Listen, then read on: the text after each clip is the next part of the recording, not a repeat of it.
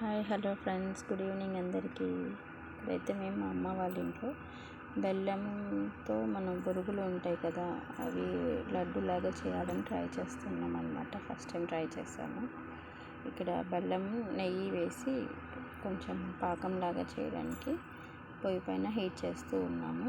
దీనికోసం చాలాసేపు చేసాం. ఇది అంతా బెల్లం రవ్వగా ఉంది అనమాట. చాలాసేపు అలాగే చేసి కొంచెం లైట్గా వాటర్ యాడ్ చేసిన తర్వాత అది మెల్ట్ అయ్యి పాకంలాగా వస్తుంది. నెయ్యిలో ఎంతసేపు ఫ్రై చేసినా అది అలాగే స్టిక్కీగా ఉంటుంది, కానీ రానే లేదు. సో ఫైనల్గా జస్ట్ ఒక 2 స్పూన్స్ ఆఫ్ వాటర్ యాడ్ చేస్తే దానికి అప్పుడు అది మెల్ట్ అయ్యి స్టార్ట్ అయింది పాకంలాగా అవ్వడం. అంతవరకు ఎంతసేపు ఫ్రై చేసినా ఇలాగే అవుతూ ఉంది, స్టిక్కీగా ముద్దగా. సో చాలాసేపు ట్రై చేసాం దీనికోసం, కానీ ఫైనల్లీ అయితే పాకం తయారైంది.